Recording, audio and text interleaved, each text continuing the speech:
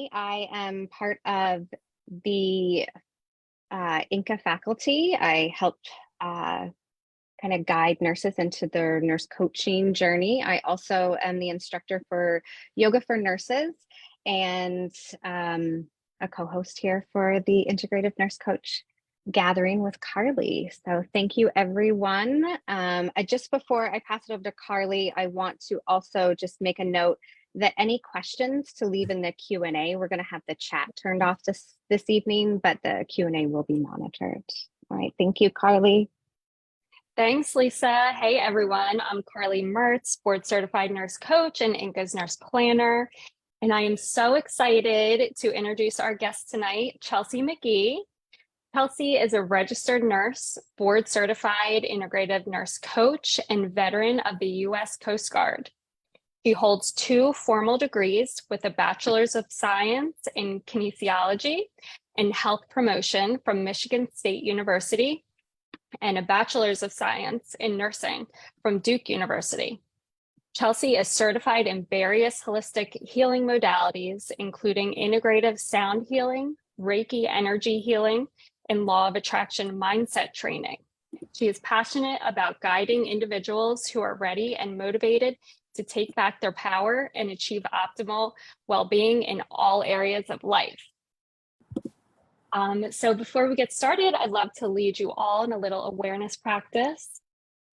So let's begin by taking a few slow, deep breaths at your own pace to come together as a community of like-minded nurses.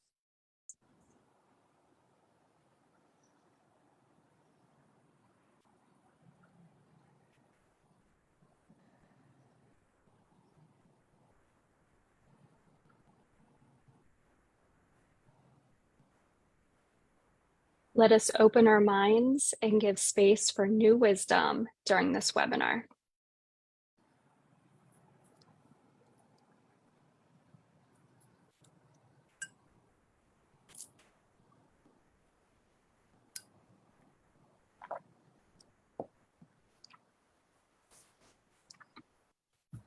Thank you, Carly. All right, Chelsea, thank you so much for joining Carly and I this evening and being on the webinar.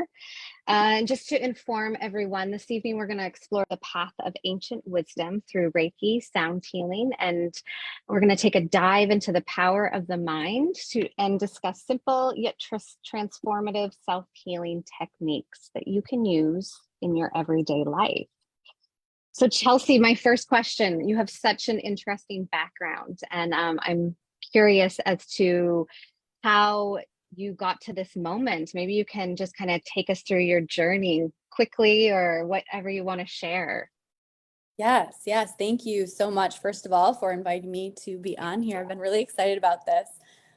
So like Harley mentioned, I started off, I graduated from Michigan State with a Bachelor's of Science in Kinesiology and Health Promotion with a specialization in cardiac rehab. So I was raised in a healthcare family. My dad is a sports medicine doctor, and my mom has been an OR nurse for over 40 years. So it's in the blood.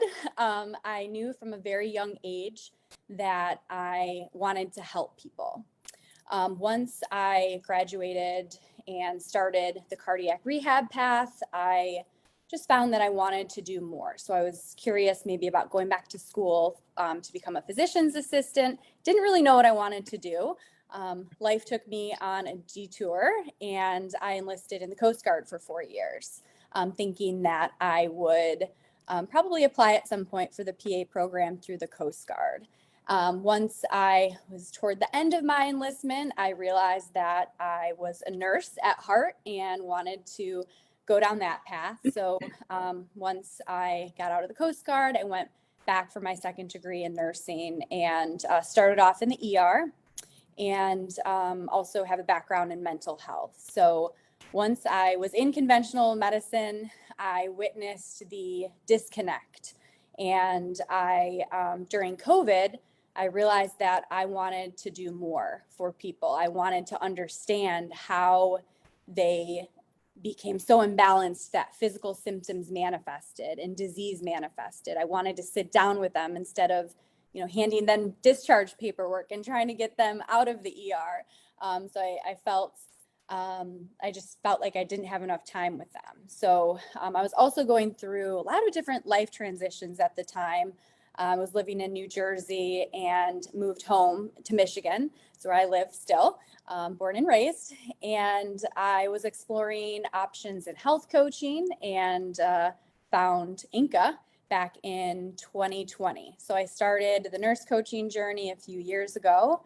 And since then, I got board certified as a nurse coach, and just it opened up my eyes to so many holistic healing modalities that helped me personally on my healing journey, and helps me really look inward and understand the foundation of who we are and the foundation of, again, how we get off balance and how disease happens, because disease doesn't just come out of thin air.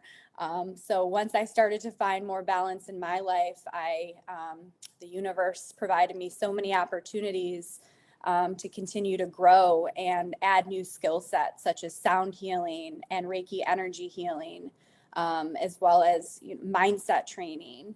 So that's what I've added and incorporated into my nurse coaching practice. And it's helped to really accelerate things, again, both personally and professionally. And I feel like I've been able to help people in a deeper way. Thank you for that. As a fellow expired ER nurse, I completely understand that feeling of just, we just got to move patients, right? We never had time to actually discuss or interact. And I think we all knew we were missing something. There was a big portion that we were missing. So thank you for sharing that. Yeah, I guess you kind of touched on this. What is, if you could explain the importance of energy healing, but also how you incorporate it into your offerings as a nurse coach and into your business? Sure. So I think energy healing is truly the foundation of any change that we can help our clients make. So, we often look at ourselves and everything around us as physical objects. We're in this third dimension, everything is dense, but everything is actually vibrating, and we are all radiating frequencies, and that's been proven by science now. So again, it's very easy for us to look at physical symptoms in the body as something that just happens to us over time. And of course, nutrition plays a part in that. Maybe toxins in our environment can congest organs and lead to disease. But what I found in my practice is with energy healing, both with sound frequencies and vibrations and Reiki energy healing, we are all carrying a lot of traumas in the body. And that is my belief, is that, most of the time throughout life, we're never really taught how to fully process our emotions and release them in a healthy way. And with all of the distractions in the world today, we've become very disconnected from ourselves and from community. And I think that with releasing the energy in healthy ways, I'm not sure if anyone's ever heard of body keeps the score. So when we suppress emotions, physical disease can happen. And I think through breath work and meditation and self-care practices and sound healing and all of the things that we'll discuss through this webinar, I think true healing begins with energy. And again, in nursing school, we don't really learn about energy because it's sometimes considered as something that is woo-woo or magic or not real and, very out there. But it's the foundation of who we are. We are energy beings. So just starting to, shift our perception and blending ancient wisdom and Eastern medicine with Western medicine, that's how we're going to shift healthcare. 100%. And then how do you, like, if I was to sign up to be one of your clients, would I have the option of choosing? Like, how do you bring it into your practice? Yeah, so I offer all of the modalities. I offer the sound healing separately, alongside Reiki, and then I offer the coaching as well. I also offer packages because I find that it's, again, very important for us to look at our nervous systems and our energy field. So any change, any lifestyle change that someone wants to make, whether it's losing weight, improving nutrition, improving sleep, improving relationships, whatever change you want to make, you have to have a balanced nervous system. And with the world the way that it is, and like I mentioned before, we're so distracted by quick fixes and diet culture and all of these things, stress at work, stress in families, traumas that are suppressed. We're very disconnected from our nervous system. So I feel it's really important to work with my clients in that way, because they can be eating the healthiest foods, they can be exercising 5 times a week, meditating, doing yoga. Well, meditation also helps with nervous system regulation. But where I start is I teach my clients about the power of our breath and the power of our minds. So with our mindsets, our subconscious mind is like the operating system for our life, and it never sleeps and it records data throughout our life. And when we become imbalanced, we have to take a look at why we became imbalanced. And often it's emotions. So when you look at the word emotion, it's energy in motion. So that energy needs to move through the body. And by teaching my clients about breathing, simple breathing techniques, it doesn't have to be, an hour-long breath work class where you're hyperventilating or doing Wim Hof breathing style and all those very intense breathing techniques. Something I use is the 4-7-8. It's a style of pranayama breathing. So, even in nursing school, we're never taught these simple techniques, and we're holding a lot of energy up here. And if I tell somebody to take a deep breath, I notice that, it's up and down. It's deep breath, up and down. And we need to be using our diaphragms to breathe. So when we inhale through our nose, filling up the lower lungs first, circulating that oxygen. And then when we exhale longer than we inhale, we're activating the parasympathetic nervous system, which is also known as rest and digest, which we did learn in nursing school. So again, nervous system regulation is where I start, because that helps to accelerate self-healing, because we all have the capability to heal ourselves when we're given the right tools. And when we start to breathe better, we start to have more mental clarity, and we're able to shift our thoughts from negative, maybe insecure, self-limiting thoughts to more positive.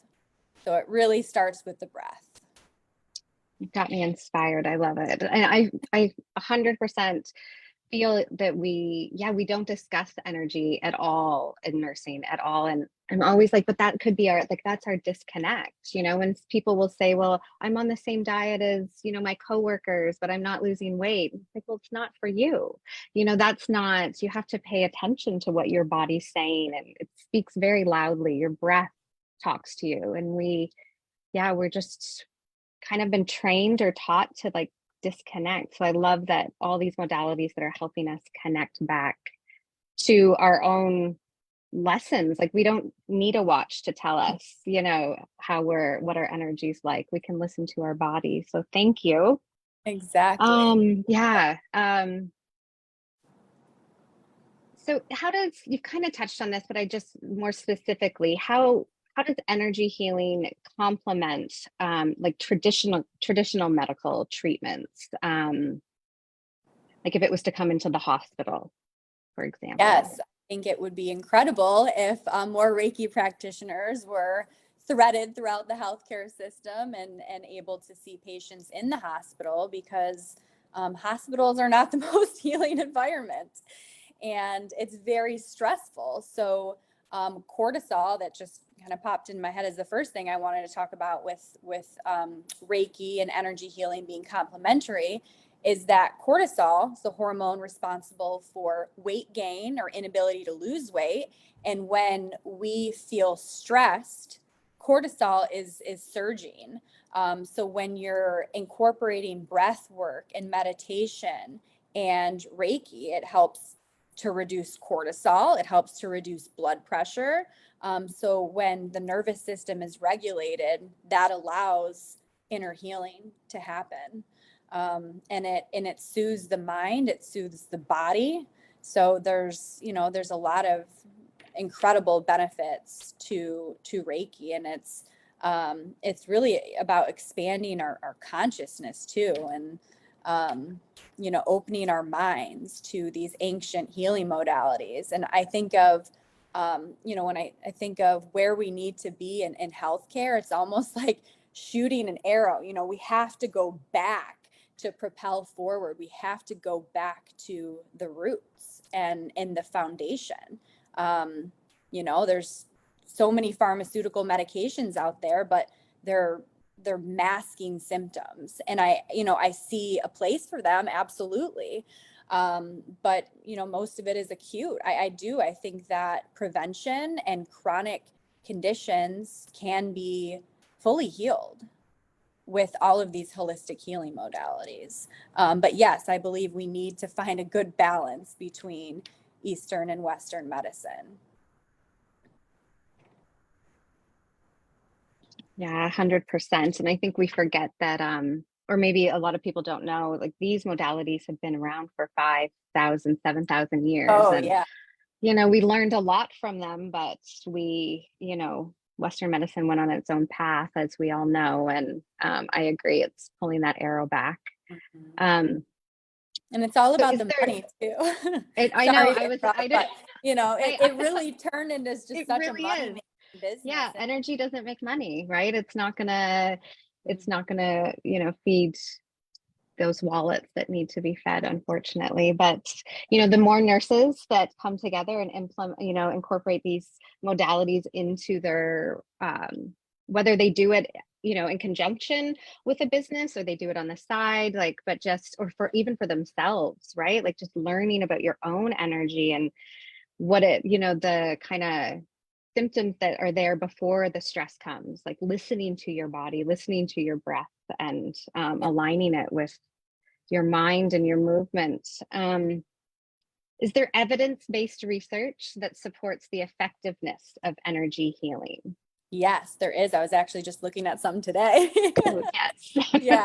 Yeah. And what came to mind too is that, I'm glad that there is research out there that's legit. But again, a lot of research out there is backed by universities and by pharmaceutical companies. So it's like, holistic practitioners aren't looking to prove anything. Like, we know that these modalities work in conjunction with whatever the client, and it's really up to them. I don't force people. I want everyone to be able to get off of pharmaceutical medications and understand how to heal themselves, but everyone is unique, and sometimes that's not always the case.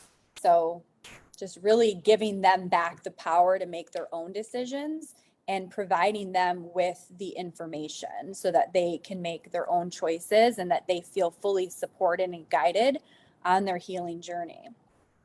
I love that. Yeah. Knowledge is power, and, put it to action, and we take simple steps to work on our energy, to work on regulating our nervous system.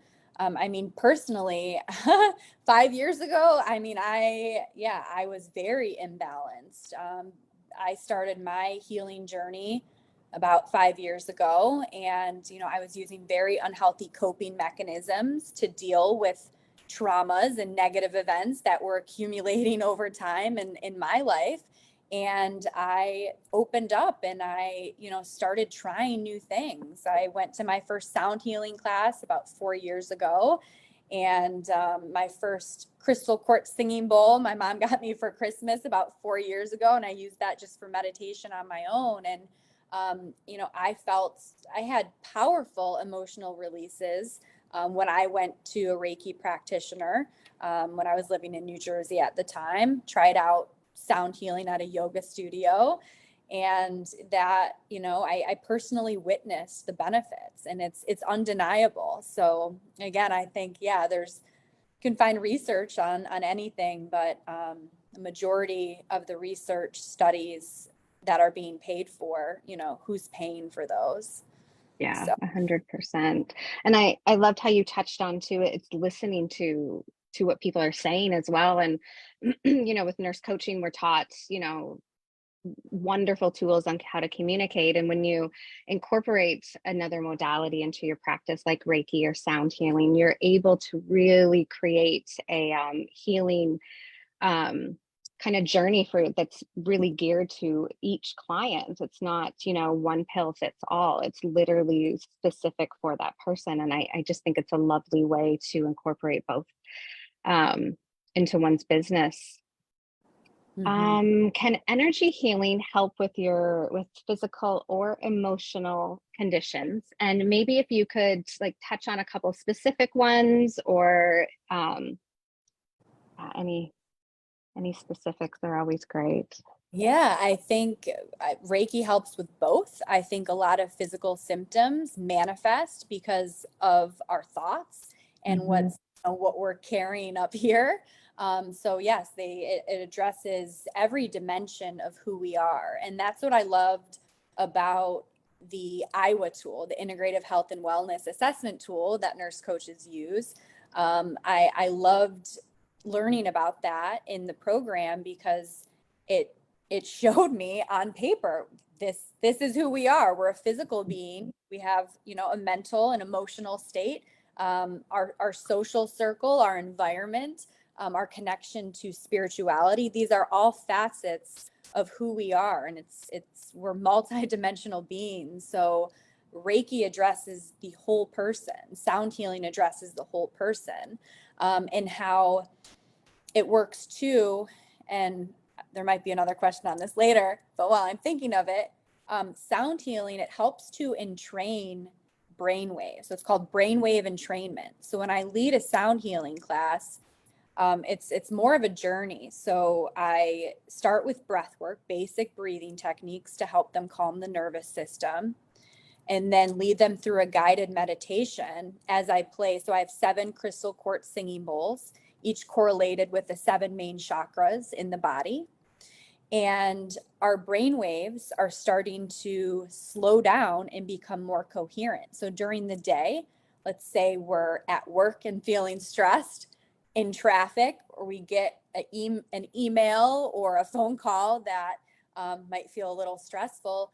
Our brain waves, if you look at it on imaging, it's in a beta brainwave pattern, and it kind of looks like a chaotic up and down roller coaster. So through sound healing, brain waves are entrained to the frequencies of the bowls, and it shifts into what we call alpha brainwave state.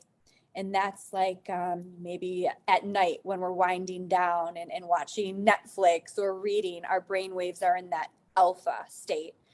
Theta brainwave state is deep meditation, and delta brainwave is associated with deep restorative sleep.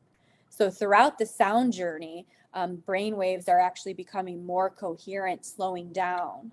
And my clients experience all sorts of different things. And it's very interesting after the sessions to hear what they experience. Sometimes it's an intuitive message. Sometimes it's colors. They're seeing colors or feeling sensations in the body, like energy being released in the body. Because again, we store negative emotions, but it's really stored energy in the body. And that needs to be released through sound, through movement, yoga, breath work, all wonderful modalities. So it's not just, there's been such a stigma for seeking mental health therapy. And now it's becoming I think people are seeking it out more now, especially with the pandemic and mental health on the decline. But there's so much more we can be doing. There's so much more that, people can be doing other than counseling.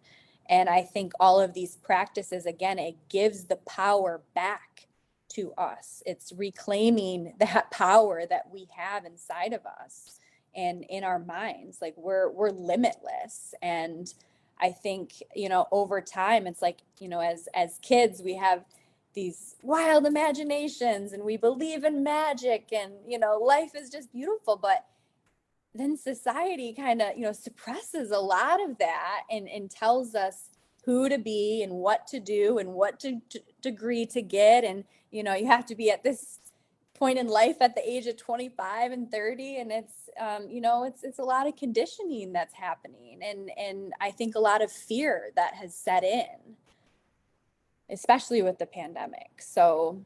Mm-hmm.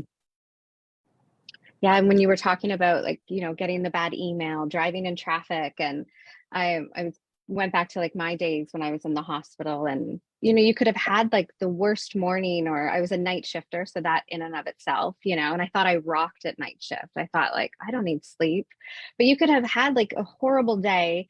You have no energy. Your cup is literally empty, but yet you still have to show up and offer care now for, the nurse patient ratios are outrageous, and there's no time to take breaks. So you're not even nourishing yourself with healthy foods, and you're not sleeping right, and and it just gets, adds on and adds on. And it's, hence where we're dealing with compassion fatigue and a secondary trauma as nurses from our profession. And, yeah, I agree. We're talking about it now, which is lovely. And I love that, like you said, the pandemic did help us in that way by opening up the door to mental health and releasing that stigma. But I still find, nurses were always like, no, I don't have time to care for myself. I have to care for everybody else, but how do you do that if you don't have the energy for yourself? So we're very empathetic. We are so empathetic. Are, natural born healers. We want to Yep. help people and every time that too, like healthy boundaries, it's very hard being nurturers and so compassionate. We want to help everybody, but that is lowering our, when we're talking about vibration frequencies, it's lowering our vibration. It's, and these modalities, it's like hitting the reset. It's boosting the voltage in our body so that we can radiate more light and radiate more healing for others. Mm-hmm. And it doesn't matter your age, correct? It doesn't matter your physical ability. Like any body, any person can partake in these lovely modalities. Mm-hmm. What are some common misconceptions about any energy healing that you would like to address and just kind of maybe squash a little? Yeah. I think it's just when I host a workshop or a class, I think it's important to discuss the science. Like I was mentioning how, with the brainwave entrainment, with the frequencies of the bowls, like that has been studied, that has been shown on imaging, what's happening with the brain waves and that state of calming the nervous system. And I think with a nursing background, I think as nurses, we are in the best position to be able to make these holistic healing modalities known and really appreciated and understood. I think it's just misunderstood. These 7 crystal quartz singing bowls that I have, they look, crazy. They're beautiful, they're colorful, but people are wondering like, this is healing? Like, what is this doing? And they're not sure. So again, that's why I think it's really important at the beginning of every session to kind of discuss what's going to be happening so that they know what's happening in their body. And that helps to promote the healing within, because when they make that connection and understand the science, I think that it just kind of deletes anything woo-woo, because it's there, it's science. And I think I think maybe some sound healers or Reiki practitioners who don't know how to integrate both worlds, I think that's it leaves a little bit of confusion possibly. And so in your, like this would probably be maybe the same with sound healing, but I'm thinking more along the Reiki aspect of it. So if someone was to come to you, like if I was to come to you for a session, you would provide the Reiki, and then is there like a discussion afterwards, or how does that kind of, Yes. yeah. Yeah. So I think that's the most important part, because again, and it's not the Reiki practitioner. It's not me doing anything. It's not like I have, special hands and I'm beaming light. It's being an open channel. Yes, there are certifications. I'm a level 3 Reiki practitioner, and there are attunements with each certification that you receive from the Reiki master. And I think, this one, it is very misunderstood because you can't see it. But I have personally witnessed when I started my healing journey, I experienced breath work. I experienced energy leaving the body in a very intense way. And I experienced physical sensations when the Reiki practitioner was over different chakras and connecting emotions and things from the past to blockages in my energy fields. So at the end of each session, kind of debrief what they experienced. I've had clients crying on the table from maybe images that they had in their mind because they get into sort of a meditative state, and I'm only acting as a channel, and it's chi or prana, whatever you want to call it. It's universal life force energy. So it's really about getting my ego or any preconceived, especially if I know if they have a physical condition. I just leave all of that outside, and I get into a meditative state and use my intuition, and it's very powerful. So again, it's not the Reiki practitioner doing anything specific. It's yes, it's hand placements and different ancient symbols that you use to promote the inner healing and different chakras in the body. But really it's channeling energy. So I think that like, one's always going to be the most, that's going to have, a lot of confusion around it unless you try it and, keeping an open mind. I think that the clients that come to me who have an open mind and just, want to heal, that's the biggest transformation. I think those are, the biggest breakthroughs. Well, like you said, it's opening up like a blockage that someone might not even know they have. Like in yoga, we call it vasanas, like these imprints that we carry, and they might not even be ours. Like it could be, from being in the womb of our mom, and we carry them through there, and they do affect how we move about the world. And so I love, even for myself, until I had my own Reiki session. It's not that I disbelieved it, but being a nurse, you're like, well, I need to see it. I need to, like I still had that, mindset. And so then once I had my own journey with it, it was like, oh yeah, it is the practitioner, you're creating this like safe space, for clients to just be kind of free and open and just breathe potentially and have this awareness around it. Yeah, the first Reiki session I ever had, I saw colors. I felt like I was floating. It was pretty wild. I mean, energy is the most powerful thing. Albert Einstein, Nikola Tesla, like the geniuses that we know of. Like I didn't know much about Albert Einstein other than he was a genius. But the more that I learned about energy and read some of his quotes, I'm like, he was so in tune. I think he was so connected, and his consciousness was so expanded that he was channeling wisdom.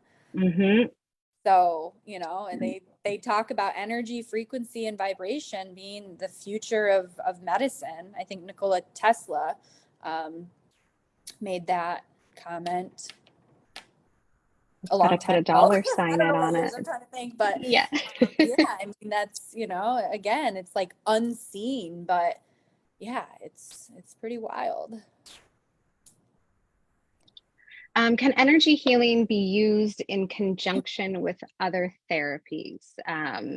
Like massage, yoga, you kind of brought up that. And yeah, just curious how you can join them together. Yes. So I've actually been noticing too, a lot of massage therapists are getting certified in Reiki. So, they can combine both the physical, techniques of massage and the energy healing as well. So connecting to one's energy and healing both of those is more powerful. I I do Reiki sometimes actually in a small group session while I do the sound healing. So using those symbols, connecting to those individuals' energy fields, and I think the magic is our intentions and the thoughts that are going on up there, and that's why it's so important for us to monitor our thoughts, because we get into this monkey mind state where we're stressed, but it's not a matter of being stressed. It's about perception. We're perceiving things as stressful. So once we get out of the mind and maybe try things like meditation and breath work and, et cetera, all of these things we're talking about, we start to understand we're so much more than our mind. And, the mind is a collection of data. The ego is there to keep us safe. We need our ego, but I think a lot of people are operating in that ego mind, and that's preventing us from truly connecting with our soul, our true nature, our purpose here on earth. And, taking a step back in these healing modalities and raising the frequency of our being and becoming more self-aware.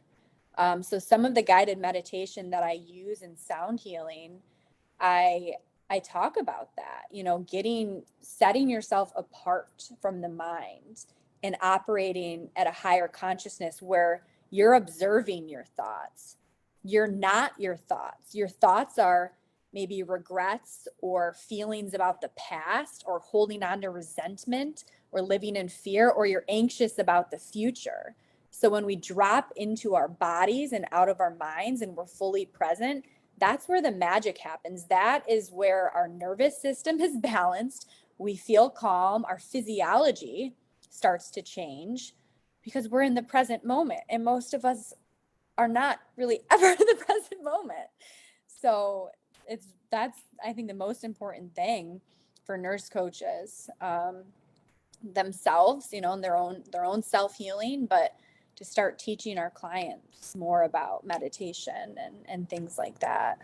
And that's why I love the awareness practices that we were talking in our program. Yeah, one of I don't know it verbatim the quote, but one of our admin in INCA shared a quote with me, and it was, when we're not aware of something, like we're not aware, but once we like it, kind of like why we do awareness practices, but once we become aware of something, we can't not be aware of it. And so the awareness practice just really helps us just tune in. And I say to my yoga students all the time, like, your mind will lie to you, that like that's where the ego will sit, but your breath won't. Like, notice your breath. Yeah. So I love it. Yeah, it's just bringing these all together and is with such ease, but it can be difficult, and we're going to trip and stumble along the way, as we do in life, and that's okay. Oh yeah, that's all part of life. Exactly. Like, failing yeah. and learning, learning from our, I don't believe in failure. I think it's redirection and being okay with making mistakes or failing and going through hard times. It's building resilience, and it's the universe asking us to step outside our comfort zone and I think that's another thing, is then when we step outside that comfort zone, that little circle, our whole life expands and we start seeing things differently. We start feeling differently because our consciousness expands. Mm-hmm. And yeah, we start looking at the world differently. All right. How can individuals harness their own energy for self-healing? So if someone couldn't, or, wasn't able to see a practitioner in person, is there something that or maybe nerves around it? This is totally brand new for them. What would be like a first step or something that someone can do on their own at work during a stressful moment? Yeah. So I would say, there's so many free YouTube videos so just a few things kind of listed out here in my mind. One, I would try Qigong. Qigong is a beautiful practice where you're getting in touch with not only your breath, but your body, and you're doing these slow movements and finding that balance, finding your center again, and starting to cultivate and feel that chi like surging through your body. Another one is EFT tapping. If anyone has heard of that, it's emotional freedom technique. You can do a quick Google search on that. Healthline usually has some good articles on there written by medical professionals.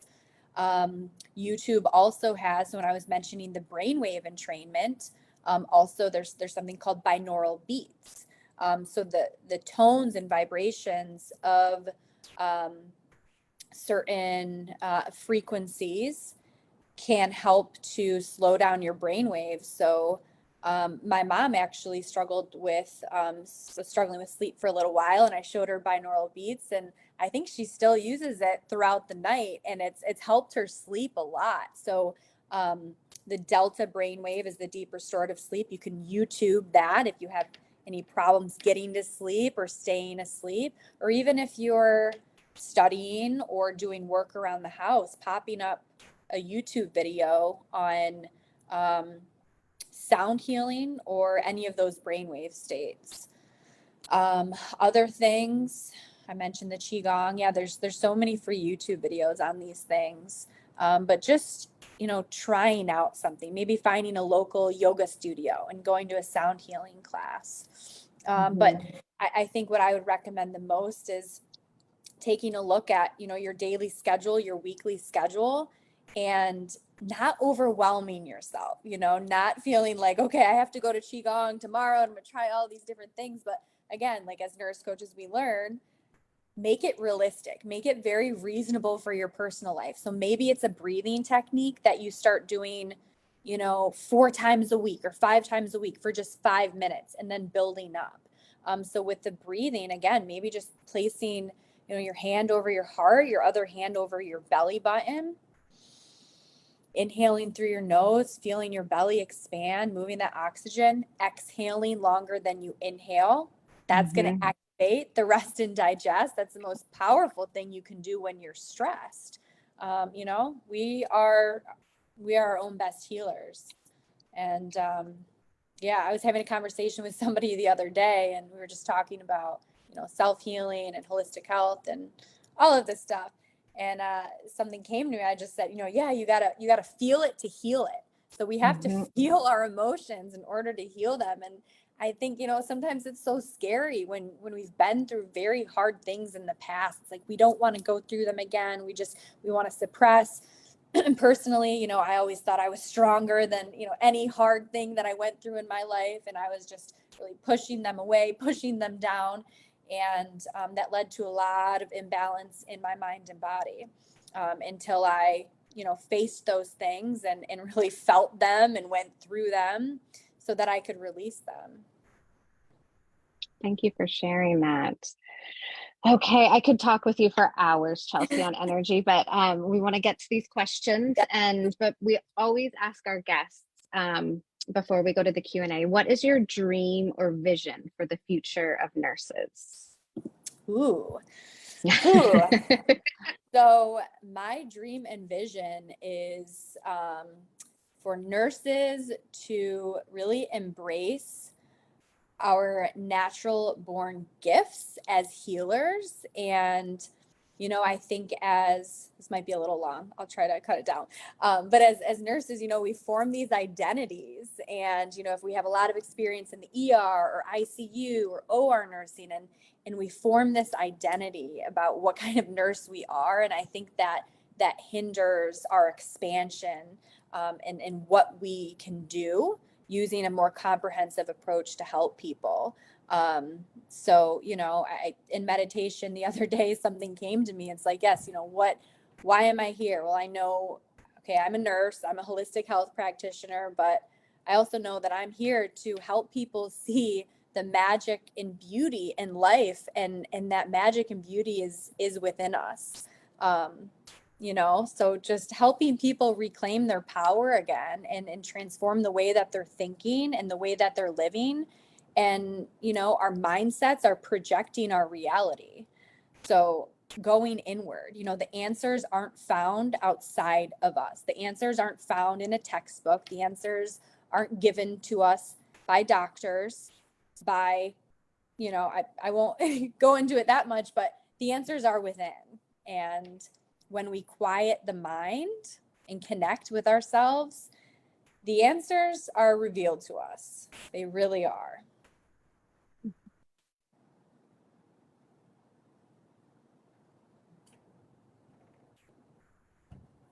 That was beautiful. Thank you so That much. really was. Yeah. Thank you. We have a couple questions here. I'm going to go ahead and read. The first one is, how did you learn Reiki? Is Reiki part of the Nurse Coach Board Certification Prep Program? So I learned Reiki. So I actually go down to New Jersey. I live up in Michigan, but I met a phenomenal Reiki master in New Jersey, and I will only learn from him. He's very powerful. And yeah, so, you know, there's Reiki masters in every state. I would definitely look at reviews on Google, maybe meet them first. You know, you want to make sure that they are very aligned within themselves and that you feel a connection to them. And it's not part of the board certification for nurse coaching. It's outside of there. But I recommend all nurses, even just to try level 1 Reiki, you know, a 1-day training, 2-day training, because then you can use those self-healing techniques. And if you connect with that, which I think everybody will, pretty cool stuff, then, you know, go to level 2, and then you can start using that in your practice. Great. And the second part, I might be able to help with this too, is Reiki part of the Nurse Coach Board Certification Prep Program?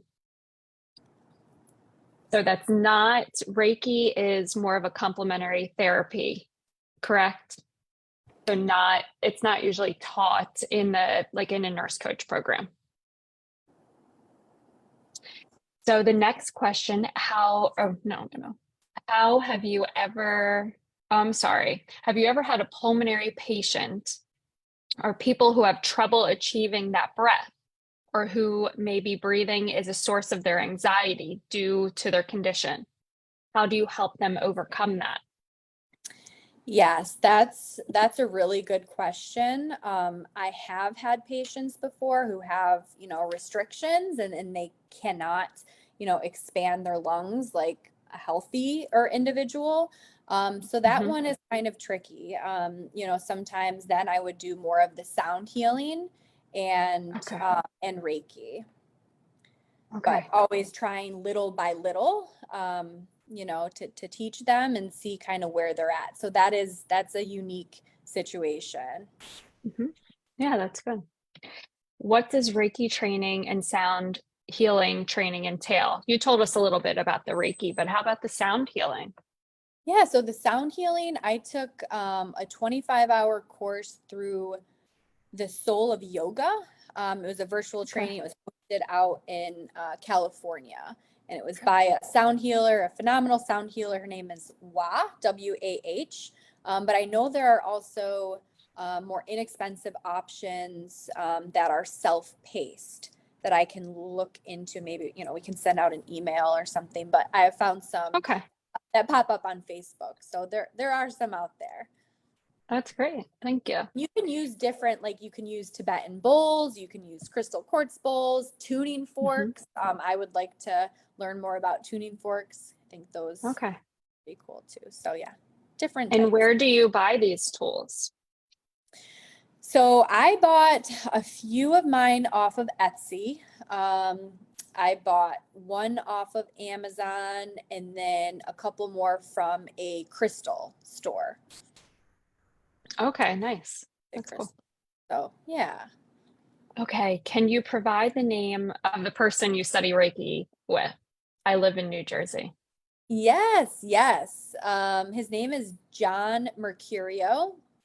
It's Mercurio, and his business is Advanced Wellness Consultants, and he's in Point Pleasant. Great, thank you. Are you able to reach people who do not seek out Reiki healing? I know a lot of my patients would not seek out these kind of alternative modalities, but they're the ones who would benefit from it the most.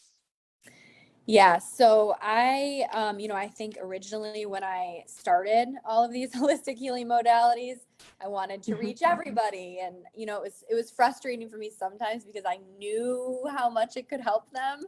But then I had to take a step back and realize, everyone is on their own journey, and some people are just not ready for things like this. So, planting a seed and maybe providing some more information to them and letting them come to you. Right. Kind of surrendering that, want and need to help them. Now, for your personal business, what's your website? Where can they find you? Yep. So it's atlashealthco.com.